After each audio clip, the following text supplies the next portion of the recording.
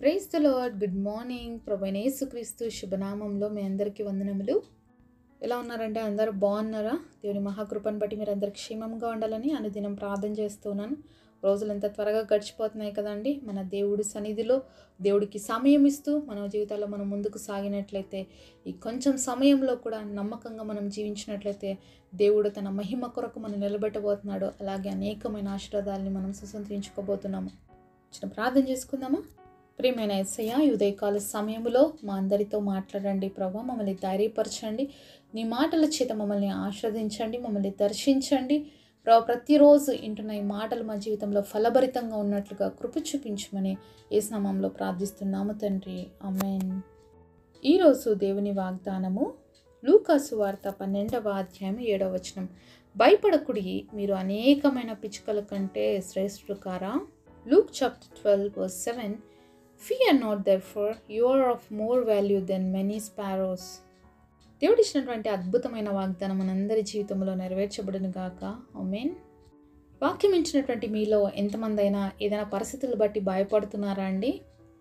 మరి మీతోనే దేవుడు సూటిగా మాట్లాడుతున్నారు, భయపడకండి. ఎందుకంటే మనం ఎవరికంటే శ్రేష్ఠులమంట, అనేకమైనటువంటి పిచ్చుకల కంటే శ్రేష్ఠులము. ఎందుకంటే ఈ భూమి మీద ఉన్నటువంటి ప్రతిదీ కూడా దేవుడు కలుగును గాక అంటే తన నోటి మాట చొప్పున కలిగిందండి. భూమి, అలాగే ఆకాశ పక్షులు, ఈ సముద్రంలో ఉన్న జీవరాశులు అన్నీ కూడా మరి ఆయన నోటి మాటతో కలిగితే, ఒక మానవుని మాత్రం దేవుడు తన స్వహస్తాలతో చేసుకొని తన రూపులో తన పోలికలో మనల్ని చేసుకున్నాడండి.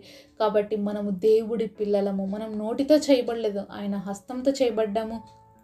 అలాగే ఆయనలో ఉన్నటువంటి ఊపిరితో దేవుడు మనల్ని చేశాడు. దేవుడు ఊపిరి ఉందండి మనలో. ఈరోజు మనం బ్రతికున్నామంటే కారణం ఏంటి తెలుసా? దేవుడు ఊపిరి, దేవుడి యొక్క ప్రాణం మనలో ఉంది కాబట్టి మనం ఇంకా భూమి మీద జీవిస్తున్నాం. మరి దేవుడి యొక్క ప్రాణం మనలో ఉంది, దేవుడి యొక్క ఊపిరి మనలో ఉన్నప్పుడు మనం ఎంత ధైర్యంగా ఉండాలండి. ఒకసారి ఒక చర్చ్లోకి మనుషులందరూ వచ్చిపోతూ ఉన్నారంట. అయితే ఆ చర్చ్ మీద ఒక పక్షి గూడు పెట్టుకొని కూర్చొని అందరినీ చూస్తూ ఉందంట. అందరు చర్చ్కి వెళ్తున్నారంట. ఎంత దిగాలుగా వెళ్తున్నారు, ఎంత బాధగా వెళ్తున్నారు, ఎంత వేదనగా కనిపిస్తున్నారంట. ఎవరి మొహాల్లో కూడా మరి సంతోషం కనపడట్లేదంట. అందరు ఏదో పోగొట్టుకున్న వాళ్ళలాగా లోపలికి పోయి వస్తున్నారంట బయటికి వచ్చేటప్పుడు కూడా. అయితే అందులో ఉన్న పక్షి తన ఇంకొక పక్షితో అంటుందంట, వీళ్ళకి మనలాగా పరలోకపు తండ్రి లేడేమో కదా, అందుకే వీళ్ళు చాలా దిగులుగా ఉన్నారు అని ఆ పక్షితో ఇంకొక పక్షి మాట్లాడుతుందంట. మరి మీరు ఎంతమంది యాక్సెప్ట్ చేస్తారండి ఈ పక్షి అంటున్న మాటలు? మీకు లేరా పరలోకపు తండ్రి?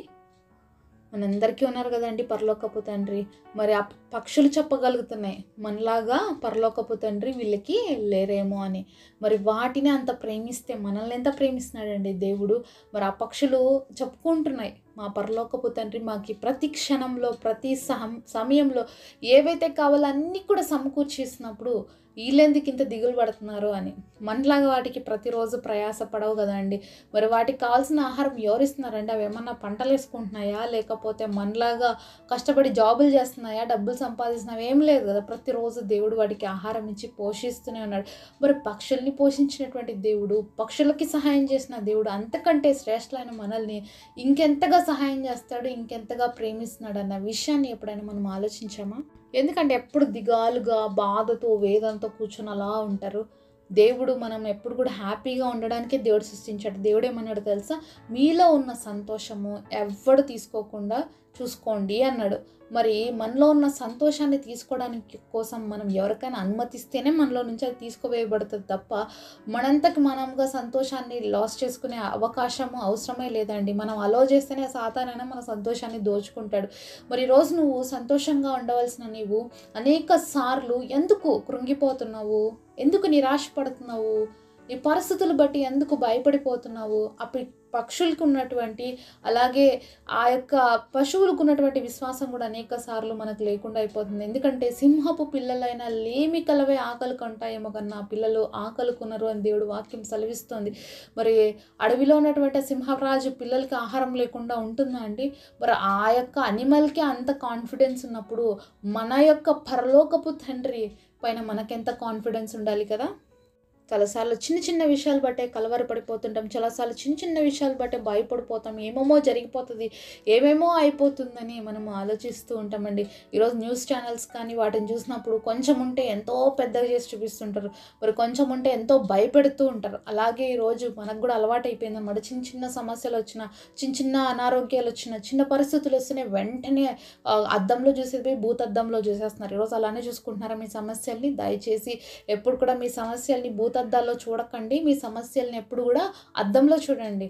ఉండేది ఉన్నట్లుగా కనిపిస్తుంది. కాబట్టి అన్నిటికంటే ముఖ్యంగా నువ్వు ఏదైనా చూడదలుచుకుంటే, ఏదైనా కూడా నువ్వు నేర్చుకోదలుచుకుంటే, నీ పరిస్థితులు బట్టి అది నువ్వు దేవుడి వైపు చూసినప్పుడు నీ ప్రతి పరిస్థితిలో దేవుడే ఉండి వాటిలో విజయం ఇస్తాడు.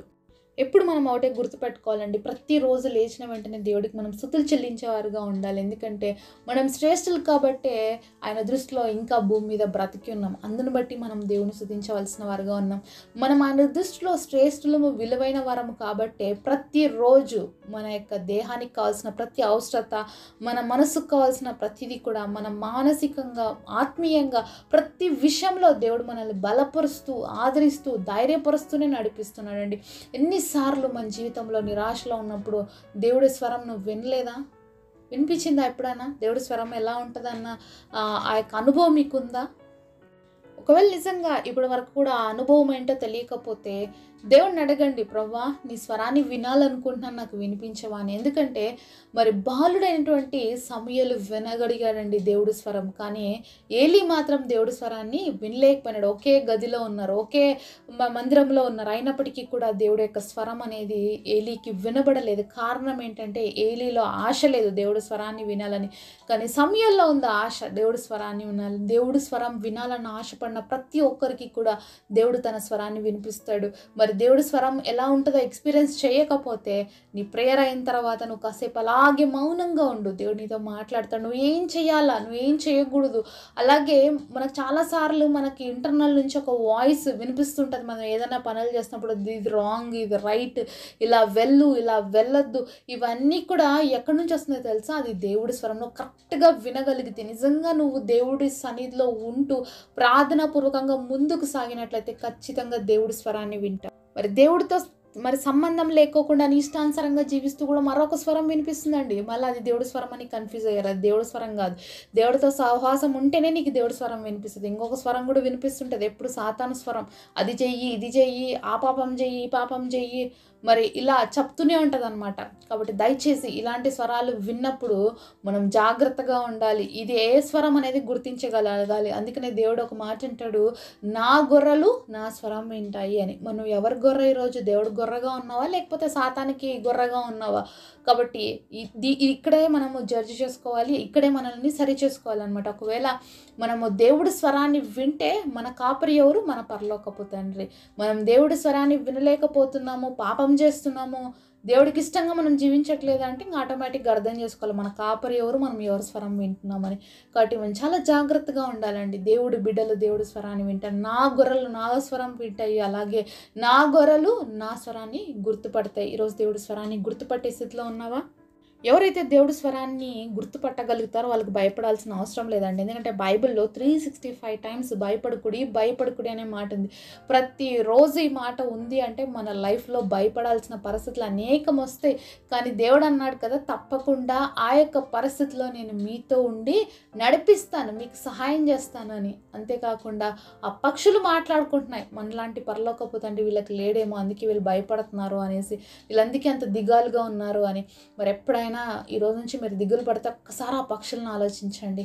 ఆ పక్షులు మాట్లాడుకుంటున్న మాటలు నిజమా కాదా అనేది మీరు ఆలోచించండి. నిజంగా మనకు కూడా పరలోకపు తండ్రి ఉంటే మనం ఎప్పుడు ఎలా ఉండాలి? సంతోషంగా ఉండాలి, ఆనందంగా ఉండాలి. మరి చుట్టూ ఎన్ని పరిస్థితులు ఉన్నా కూడా, మన చుట్టూ ఎన్ని ఇబ్బందులు ఉన్నప్పటికీ కూడా మనలో ఉన్న సంతోషమే ఎవ్వరు తీసుకోలేరు. కాబట్టి ఆ సంతోషం మన జీవితంలో పరిపూర్ణం కావాలి అంటే మన పరలోకపు తండ్రికి నిత్యం మొరపెట్టేవారుగా, ప్రార్థన చేసేవారుగా మనం ఉండాలి. అలా చేసినట్లయితే మనం దేని గురించి చింతించాల్సిన అవసరం లేదు, బాధపడాల్సిన అవసరం అస్సలు లేదు. కాబట్టి ఈరోజు మీరు ఏ పరిస్థితులు గుండా వెళ్తున్నారో ఆ పరిస్థితుల్లో దేవుడు నీతో పాటు ఉన్నాడు. కాబట్టి నువ్వు భయపడద్దు. ఆ పరిస్థితులను జయించే శక్తిని ఇస్తాడు, నీ జీవితంలో అద్భుతమైనటువంటి కార్యం చేస్తాడు. అట్టి కృప దేవుడు మనందరికి దయచేయునుగాక. పరిశుద్ధుడైన మా తండ్రి, మీరు మాతో మాట్లాడిన అద్భుతమైన మాటల కొరకు వందనాలు తండ్రి. అయ్యా మీరు అనేకమైన పిచ్చుకల కంటే శ్రేష్ఠులు కారా, భయపడొద్దండి అన్న. అవును ప్రభావ, మేము మమ్మల్ని శ్రేష్ఠులుగా నీ స్వహస్తాలతో చేసుకున్నావు తండ్రి, మీకు స్తోత్రాలు. అవి మేము నమ్ముతున్నాం. ఈరోజు మా చుట్టూ ఎన్ని అలజడులు ఉన్నా, ఎన్ని పరిస్థితులు ఉన్నా, మా పరలోకపు తండ్రి మాకున్నాడని ధైర్యంతో మేము ముందుకు సాగుతుండగా మా అందరి జీవితాల్లో నీ అద్భుతాలు జరిగించి మీ నామానికి మహిమ తెచ్చుకొని గొప్ప వాగ్దానం మా అందరి జీవితాల్లో నెరవేర్చమని యేసు నామములో ప్రార్థిస్తున్నాము తండ్రి. ఆమేన్.